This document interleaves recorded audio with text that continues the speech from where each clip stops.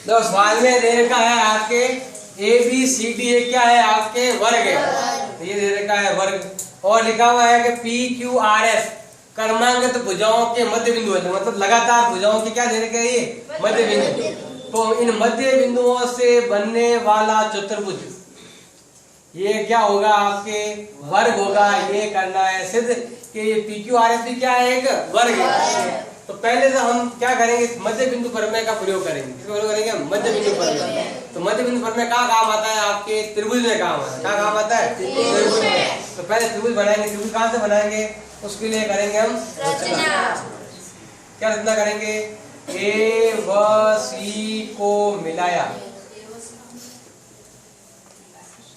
ऐसे मिलाएंगे ए और सी को, पूरा नहीं मिलाना ऐसे ही ये मिला दिया ए और सी को मिलाया। अब सबसे पहले लेंगे ये वाला त्रिभुज और ये वाली भुजा इसकी आदि भी होगी और समांतर भी। ये वाला नियम लगाना है।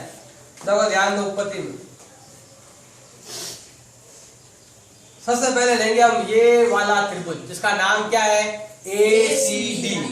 हम लेंगे त्रिभुज ए सी डी से मध्य बिंदु प्रमेय वाला नियम लगाएंगे। उसके लिए हमें हमारे पास क्या चाहिए दो बिंदु चाहिए, वो भी कौन से मध्य बिंदु। केवल ये वाला त्रिभुज देखना है आपको। ये बिंदु एस क्या है एडी का मध्य बिंदु। एस दे रखा है आपके एडी का मध्य बिंदु। दूसरा है आपके आर क्या है सीडी का मध्य बिंदु। आर क्या दे रखा है आपके सीडी का मध्य बिंदु। ये दोनों मध्य बिंदु क्या है क्योंकि ये सवाल के अंदर क्या है आपके दिया हुआ। नियम है कि यदि किसी त्रिभुज में दो बिंदु मध्य बिंदु हो तो ये वाली भुजा इसके समांतर भी होगी और इसकी आदि भी होगी। मतलब एस आर भुजा बराबर होगी 1/2 AC और एस आर समांतर होगी AC के। ये भुजा इस भुजा की आदि भी होगी और समांतर भी होगी। यानी ये वाला नियम लगाया आपके। ये त्रिभुज लिया हमने, ये दोनों मध्य बिंदु रखे हैं तो ये वाली भुजा इसके समांतर भी है और आदि भी है।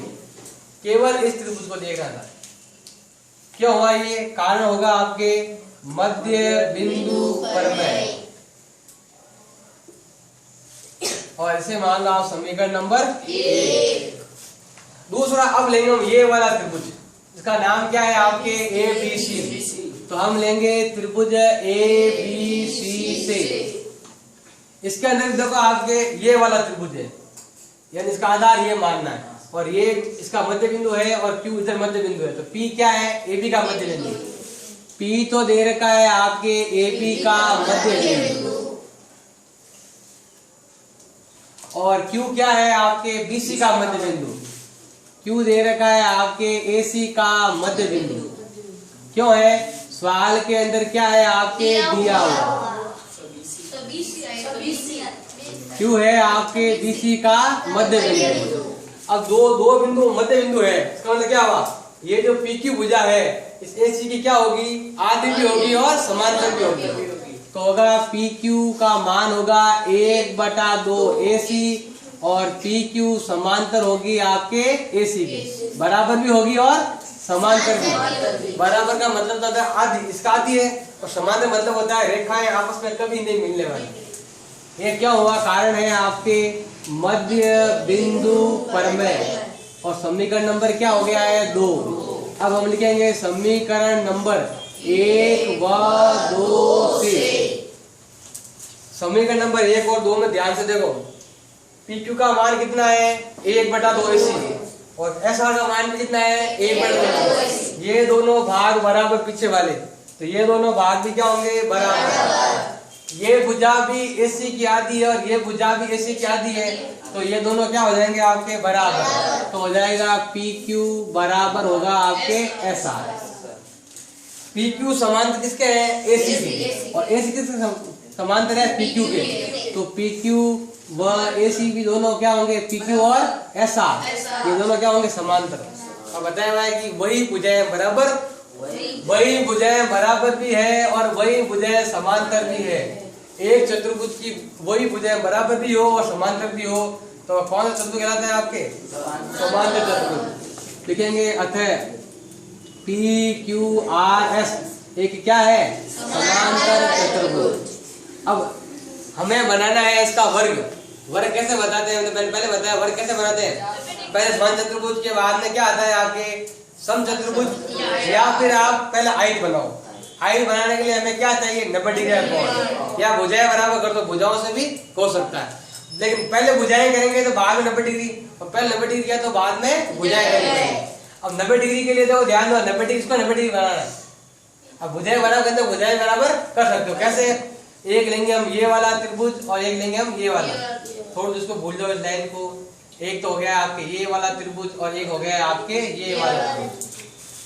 इन दोनों से हम भुजाएं बराबर कर देंगे। ये दोनों भुजाएं क्या कर देंगे हम? बराबर। क्या नाम है? त्रिभुज ASP।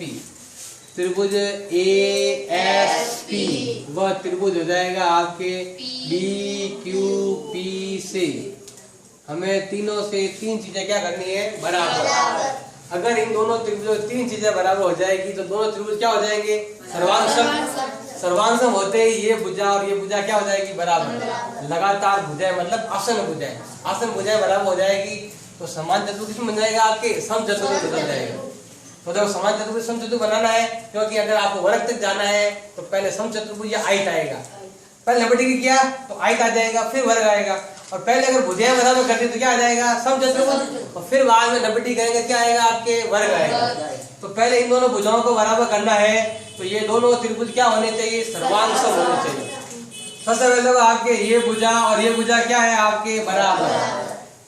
AP भुजा और BP भुजा दोनों क्या है आपके? बराबर। बताओ ये वाली भुजा और ये वाली भुजा बराबर क्यों है? क्योंकि सवाल के अंदर दे रखा है कि ये सभी भुजाओं की क्या दे रखे हैं? मध्य बिंदु। तो इसमें क्या है? P क्या है आपके? AB का मध्य बिंदु। इसीलिए दोनों भुजाएं क्या हो गई आपके? बराबर। हर एक का कारण लिखना चाहिए।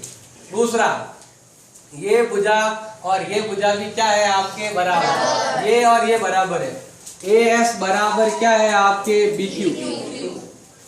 ये और ये भुजा बराबर है। बताओ ये और ये बराबर क्यों है?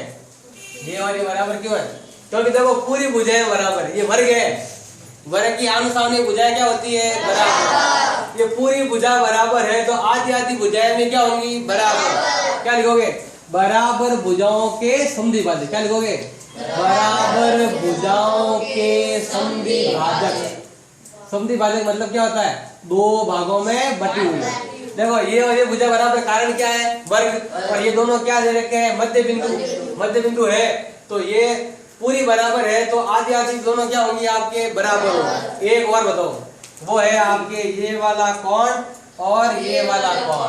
क्योंकि वर्ग है, सवाल में लिख रखा कि ये क्या है? वर्ग है। और वर्ग का प्रत्येक कोण कितना होता है आपके? 90 डिग्री। तो A और B बराबर है। A और B बराबर क्या है आपके? 90 डिग्री। कारण है आपके ये क्या है? का वर्ग है। इसका एक कोण 90 और इसका भी एक कोण क्या हो गया आपके? 90। तो दोनों बराबर हो। तो नियम कौन सा लगा? SAS। नियम लगा है SAS। नियम द्वारा कह सकते हैं त्रिभुज ASP सर्वांगसम है त्रिभुज BQP से। अगर दोनों त्रिभुज सर्वांगसम है तो उसके अन्य भाग भी क्या होंगे?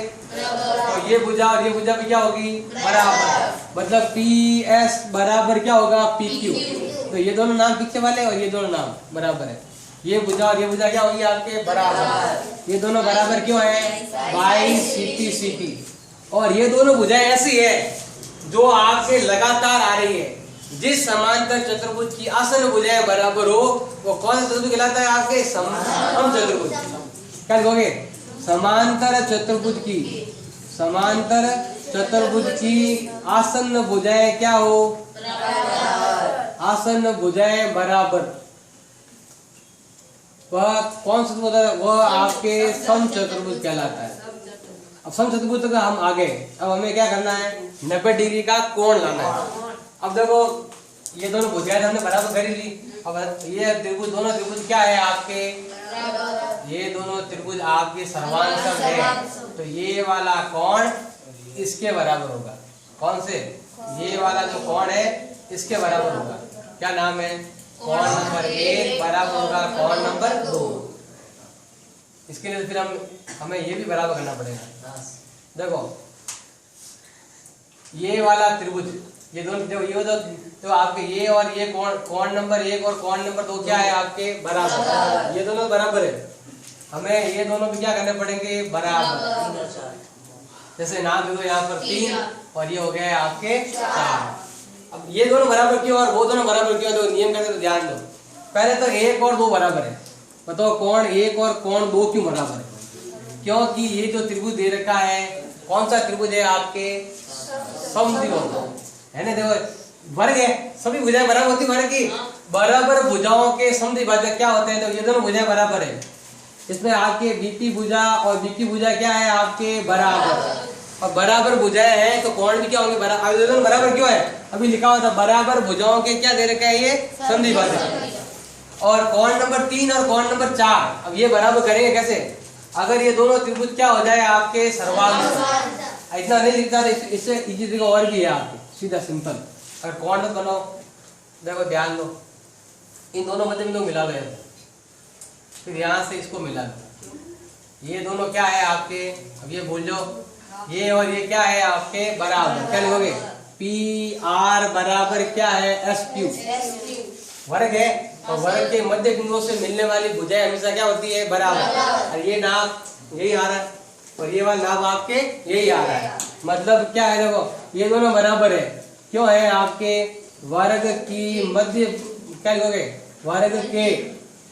वर्ग के मध्य बिंदुओं से मिलने वाली भुजा, मध्य बिंदु से मिलने वाली भुजाएं हमेशा क्या होती है आपके बराबर, क्योंकि वर्ग है।